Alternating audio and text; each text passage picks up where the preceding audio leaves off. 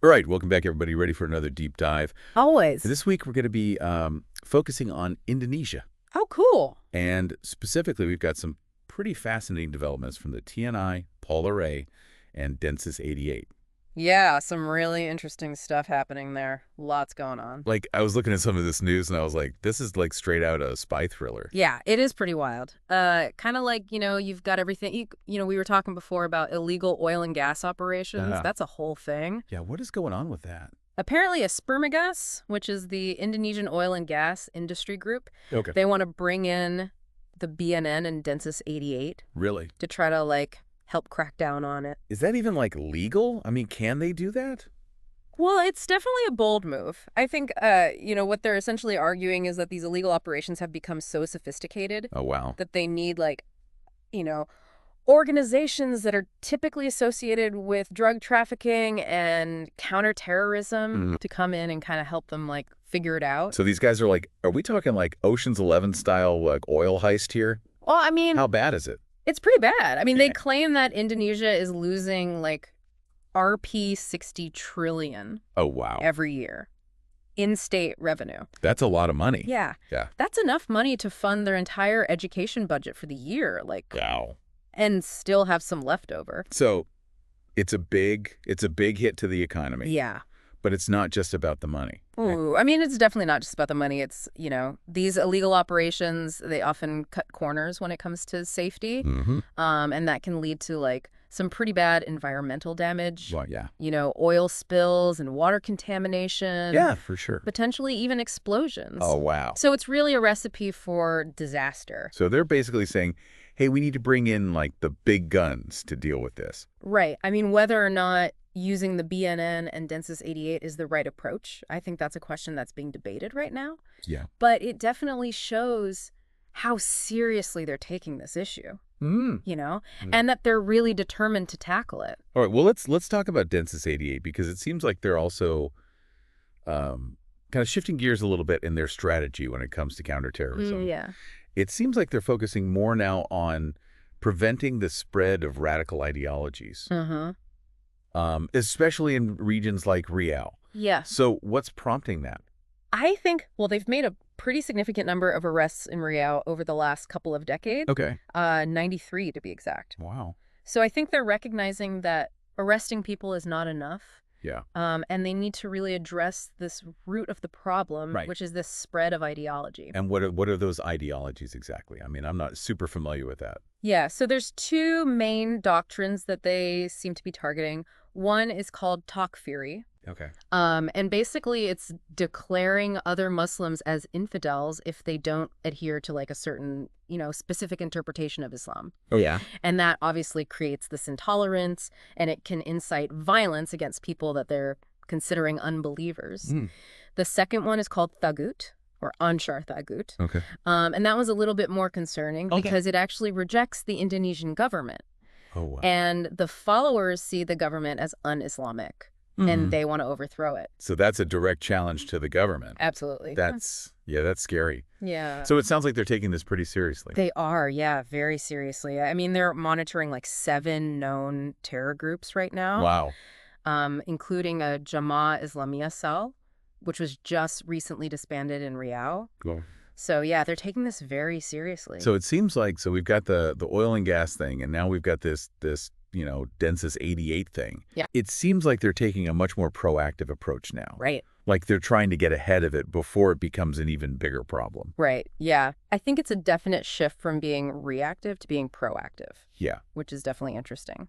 Okay, well, let's talk about the TNI. Okay. I was reading that they're getting a ton of new equipment, over 700 units, mostly land vehicles. Yeah. What's the story there? What's going on? That's really interesting because, that raises a lot of questions about where their priorities are now. Yeah. I mean, if they're getting all these land vehicles, are they going to be focusing more internally? Yeah. On territorial defense and security? Right. And it's also interesting because there's talk about expanding the military's role in civilian affairs. Okay, wait, hold on. Expanding the military's role in civilian affairs? Yeah. What does that mean? So there's been some discussion about revising the TNI law, and some of these proposed changes would actually give the military more authority in things that would normally be handled by, civilian institutions. Okay. So, like disaster response, infrastructure, possibly even law enforcement in certain situations. So it's a pretty sensitive topic, I imagine. It's incredibly sensitive, yeah. Especially given, some of the human rights concerns from the past with the TNI. Yeah, right. Exactly.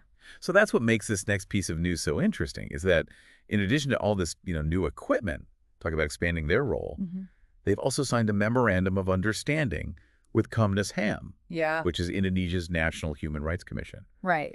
So are they trying to address those concerns that people might have, like, proactively? Yeah, I think that's one way to look at it. I think, the goal is to improve the human rights monitoring within the military, Right. And to create a way to address complaints, hold people accountable. So it's a good step. It's definitely a positive step. Yeah. It shows that they understand they need to build trust and be transparent. Yeah, transparency is really important. Yeah. It's not just about domestic affairs, though, right? Yeah. I mean, they just recently provided disaster relief to the Philippines. That's right. Yeah, after the typhoon. Yeah. Yeah. So, I mean, they're taking on more of a regional role, it seems like. Yeah, definitely. I think that shows how they want to be a security provider in the region. Yeah. And that they're willing to help out when needed.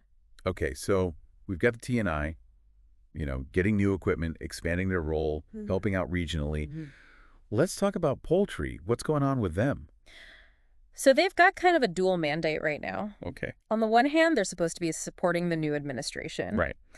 But they're also responsible for security for these upcoming regional elections. And those can get pretty intense, right? Yeah, this can be pretty crazy. You know, hundreds of local races. Yeah. Fierce competition, a lot of tensions. Yeah. So they're definitely going to be on high alert to make sure nothing bad happens. Right, to make sure that there's no violence. Yeah. And that nobody tries to mess with the voting process. Exactly, yeah. They want to make sure it's all fair and safe. So I imagine that's a pretty big challenge for them. Oh, it's huge. Yeah. Logistically, security-wise. And on top of that, they're trying to improve their public image. Okay, now why is that so important? Yeah. I mean, they're the police. Shouldn't people just kind of assume that they're, doing their job? Right. But there's been a lot of stuff happening in Indonesian politics. Okay. Controversies and stuff. Yeah. And public trust in institutions has been kind of shaky. Right. So the police are really trying to improve how people see them.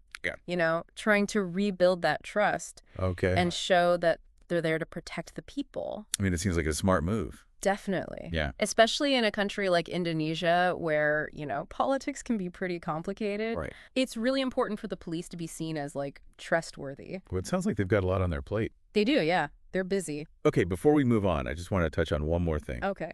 I was looking at President Prabowo's new aides. Yeah, yeah. And there's one appointment in particular that really stood out to me. Oh, yeah. Kombes Arisanta? Yeah, what's the story there? That was a big surprise. A lot of people were raising eyebrows about that one. Yeah. Because this guy, he's got a really impressive track record. Oh, yeah? He was part of the Satgasus Memangkawi in Papua. Yeah. Which was, dealing with some really tough security stuff. Right. And he was also instrumental in catching Joko Chandra. Oh, wow. Who was a fugitive for, years. Yeah. So this guy, he knows how to get things done. Yeah. And he gets results. Well, and he's got this image of being like, the people's police, right. The police that helps the people. Yeah, he's really active on social media. He responds to complaints. He even offers help to people who reach out to him online. Oh, wow. So, yeah, he's got a great public image. So he's got the skills, he's got the experience, and he's got the public image. Yeah. So it seems like a pretty strategic move by President Prabowo. Oh, definitely. He knows he needs people who can not only handle these tough security challenges, right. but also who, the public trusts. Exactly. It's a smart move, especially in a country like Indonesia, where public trust is so important. Well, that's a great point. Okay. Okay, I think we've covered a lot of ground here. Yeah. And I think it's a good time for us to take a little break. Sounds good. When we come back, we'll dive into some of these topics even deeper. Looking forward to it. And we'll try to figure out what it all means for Indonesia's security landscape. So stay with us. We'll be right back. You know, it's fascinating, right? We're talking about the TNI getting all this new equipment, but at the same time, they're trying to be more open and accountable. Yeah, with that MOU they signed with Communist Aram. It's like they're walking a tightrope. They want to be strong, but they also know they need to respect human rights. Well, and that whole debate about changing the TNI law, it's a sensitive topic. Oh, yeah, incredibly sensitive. I mean, the current law, it's been around since 2004. It's kind of outdated. So why are they talking about changing it now? What's the big push? I think it's a few things. Some people say the law just needs to be updated.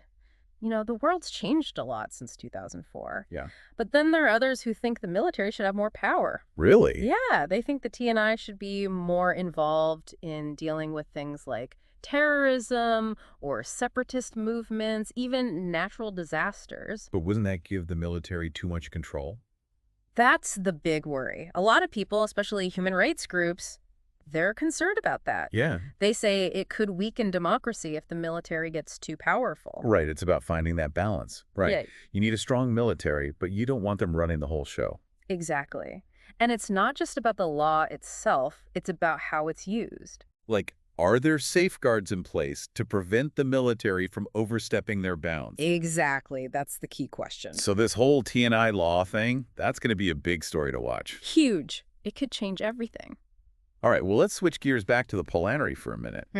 We were talking about how they're juggling these two big tasks, supporting the new administration and securing the regional elections. Yeah, it's a lot to handle. Supporting a new administration, that's a lot of work behind the scenes. Yeah, like building relationships, make sure the transition goes smoothly. Exactly, making sure there's no drama, no security hiccups. And then on top of that, you have these regional elections coming up, which can be pretty unpredictable. Oh, yeah, they can be a real powder keg. Every election, there's always a risk of things getting out of hand. Especially in places where there's already a lot of tension. Right. So they're taking a multi-layered approach, increasing security in sensitive areas, working with local communities, trying to prevent the spread of fake news. It sounds like they're really trying to be prepared. They have to be. These elections are a big test for Indonesia's democracy. Yeah. If they go badly, it could cause a lot of problems. So that's why it's so important for them to improve their image, right? Absolutely. They need people to trust them. Well, and speaking of trust, there have been some controversies involving the Polri in the past, right? Yeah, unfortunately, there have been some cases of corruption, police brutality, even some accusations of extrajudicial killings. Wow. So they've got a lot of work to do to win back the public's trust. So what are they doing about it? Well, internally, they're trying to clean up their act. You know, cracking down on corruption, improving training for officers. Okay. And then externally, they're trying to be more open and transparent. Like with those community outreach programs we were talking about before. Exactly. They're trying to show people that they're there to serve and protect. It's a long process though, right? Oh, definitely. Trust takes time to build, especially when it's been broken. But they're making an effort, which is a good sign. All right, before we move on, I want to talk more about that new aide to President Prabowo, Combes Arisanta. What a story. Yeah, his appointment really surprised a lot of people. It seems like President Prabowo is looking for people with a specific set of skills, you know? Yeah. People who can handle tough situations but also connect with the public. And Santa definitely fits that description. I mean, he was involved in some really challenging operations, like with that task force in Papua. Yeah, the Satgases Namankawi. Right. That was a tough assignment. Papua is a complicated region. And then he helped catch Joko Chandra, that fugitive who was on the run for years. Yeah, that was a huge win for Indonesian law enforcement. So he's clearly got the experience and the results. But he also has this genuine connection with the public. He's active on social media, he responds to people, he tries to be helpful. Yeah, I was reading about that. It's pretty impressive. He's like a celebrity cop. Kind of, yeah. He understands that public image is important. Well, and in a country like Indonesia, that's crucial. Absolutely. Public trust is essential for stability. Okay, so we've talked about specific agencies and appointments, but let's zoom out for a minute. What are the big trends that are shaping Indonesia's security landscape right now? I think there are three big things to watch. First, there's this whole question about the role of the military. Yeah, the TNI law, the new equipment, the talk about expanding their role. It all suggests that things could be changing. The military might be taking on a bigger role in Indonesian society. So it's not just about military power anymore, it's about influence and authority. Exactly. And that's a debate that's going to continue for a while. Okay, what's the second trend? The second is this focus on preemptive security. Like what Densus88 is doing with radical ideologies. Right, and the Polri's efforts to secure the elections, even the TNI's focus on territorial defense. They're all trying to get ahead of threats before they become major problems. So it's about being proactive instead of reactive. Exactly. Okay, that makes sense. Yeah. What's the third trend? The third, and maybe the most important, is this growing emphasis on public trust. Yeah, we've seen that with the Polri, the TNI, even with Combasanta. They all understand that security isn't just about force, it's about legitimacy and accountability. It's about winning the hearts and minds of the people. And that's especially important in a country like Indonesia, with its diversity and history. It's crucial. If the security forces want to be effective, they need the public to trust them. So we've got these three big trends: the evolving role of the military, the focus on preemptive security, and the importance of public trust. It sounds like Indonesia's security landscape is pretty dynamic right now. Oh, it's incredibly dynamic. There's always something happening, always something to watch. Feels like we're watching like a really intense game of chess. All these pieces moving around, and you're just waiting to see who's going to make that, that big move. That changes everything. It's hard to say what that move will be, but if I had to guess, I'd say keep an eye on those regional elections. The elections in November. Yeah. Think about it. You've got a new administration still figuring things out. You've got the Polpandre trying to prove they can be neutral and keep things safe. Right. And then you've got, history of tensions flaring up during elections. Yeah. So if they can pull this off, if the elections are peaceful and fair, that would be huge. It would show that Indonesian democracy is strong. And if it goes wrong? Well, that's not good. Any violence or any claims of cheating, that's going to hurt people's trust in the government. Yeah. And it could make things really unstable. Yeah, the elections are definitely a big deal, not just for Indonesia, but for the whole region. Exactly. Okay, so that's one thing to watch. What else? Any other potential game changers out there? Well, the other big one is that TNI law, right? If they actually go through with those changes, especially the part about the military getting more involved in civilian stuff, that could really change everything. Yeah, it's kind of like opening up Pandora's box. Exact. You just don't know what's going to happen. Nobody knows. Some people say it'll make things more stable, more efficient. Right. But other people are worried that it'll give the military too much power, and that's bad for democracy. It's a tough question. No easy answers. So we've got the elections, we've got the TNI law, but honestly, I kind of feel like the real turning point, the thing that nobody sees coming, it's going to come out of left field. Oh, yeah, for sure. You can analyze all you want, but you can never predict everything. Right. History is full of surprises, and that's what makes this stuff so interesting to follow, right? Yeah. It's like we've got all these puzzle pieces, but we don't know what the final picture is going to look like. Exactly. And that's where our listeners come in. They're the ones living this, watching it unfold every day. Right. So hopefully this deep dive is giving some food for thought, some context to help them make sense of it all. Yeah. It's like we're giving them the pieces, and they can put the puzzle together. Right. Based on what they're seeing and hearing on the ground. Yeah. They're the ones who can really connect the dots. It's an ongoing conversation, Yeah, absolutely. We're all learning and exploring together. That's the best part. All right. Well, I think it's time for us to wrap things up. Sounds good. We've covered a lot today. We have. From, illegal oil operations to the inner workings of the Indonesian government. It's been fascinating. It has. So thank you to everyone for joining us on this deep dive into Indonesia's security landscape. Thanks for listening, everyone. We'll be back next week with more insights and analysis. So until then, stay curious, stay informed, and stay engaged. See you next time.